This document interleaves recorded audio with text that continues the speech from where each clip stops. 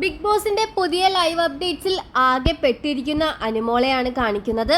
അങ്ങനെ അനീഷ എല്ലാ കാര്യങ്ങളും നമ്മുടെ ഷാനവാസിന്റെ അടുത്ത് പോയി പറഞ്ഞിട്ടുണ്ടായിരുന്നു. അനു വിചാരിച്ചത് ഷാനവാസ് അനുമോൾക്കൊപ്പം നിൽക്കുമെന്നായിരുന്നു. പക്ഷെ അങ്ങനെയല്ല, നിനക്ക് അനീഷിനോട് ഇഷ്ടമുണ്ടായിരുന്നു എന്ന രീതിയിലാണ് ഷാനവാസ് പറയുന്നത്. നിങ്ങൾ കട്ടിലിൽ കിടന്ന് അങ്ങോട്ടും ഇങ്ങോട്ടും ഓരോന്ന് കാണിക്കുന്നത് ഞാൻ കാണുന്നുണ്ട്. ഓക്കെ, ഇത് കേട്ടതും അനുമോളാണെങ്കിൽ നിങ്ങൾ എന്താ ഷാനവാസിക്ക ഇങ്ങനെ പറയുന്നത്, ശവത്തിൽ കുത്തരുത് കേട്ടോ, നിങ്ങൾ ആവശ്യമില്ലാത്ത കാര്യങ്ങൾ പറയരുതേ എന്നൊക്കെ ഇങ്ങനെ പറയുന്നു. ഹോ, ഞാൻ നിനക്കിട്ട് ശവത്തിൽ കുത്താനോ? മനസ്സിലാകുന്നുണ്ട്. എല്ലാ പിടിക്കപ്പെടുന്ന പെണ്ണുങ്ങളും പറയുന്ന ലാസ്റ്റ് ഡയലോഗ് ഇതാണ്.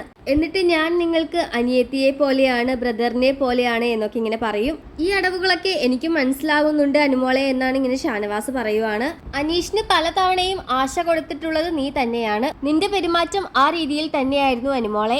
അതുപോലെ നിങ്ങൾ ജയിലിൽ കിടക്കുന്ന സമയത്ത് പോലും നിങ്ങൾ ഉണ്ടാക്കിയ കുഞ്ഞുങ്ങളാണ് എന്ന് പറഞ്ഞ് ഞങ്ങളെ കാണിച്ചിട്ടുണ്ട് എന്നൊക്കെ ഇങ്ങനെ ഷാനവാസ് പറയുന്നു. അതുകൊണ്ട് അനീഷിന് എനിക്ക് യാതൊരു വിധത്തിലും തെറ്റ് പറയാൻ പറ്റില്ല അനുമോളെ എന്നൊക്കെ ഇങ്ങനെ ഷാനവാസ് പറയുവാണ്. അതുമാത്രമല്ല, നീ എന്തിനാണ് ഈ കാര്യം വീണ്ടും വീണ്ടും ചർച്ചാ വിഷയമാക്കുന്നത്? നിനക്ക് വരുന്ന എപ്പിസോഡിൽ, ലാലേട്ടന്റെ എപ്പിസോഡിൽ ചർച്ചാ വിഷയമാക്കാനാണോ? ഇല്ല ചേട്ടാ, എനിക്ക് അങ്ങനെയൊന്നുമില്ല. ആ ചേട്ടന് ഒരു പ്രശ്നം ഉണ്ടാവരുത് എന്ന് കരുതിയാണ് ഞാൻ ഇങ്ങനെ പറഞ്ഞത് എന്നൊക്കെ പറയുന്നു. അങ്ങനെ അനുമോൾ ആകെ പെട്ടിരിക്കുകയാണ്. അതിലെയാണ് കൂട്ടി നിന്ന് ഷാനവാസ് ഖാനോട് പറയാമെന്ന് പറഞ്ഞത്.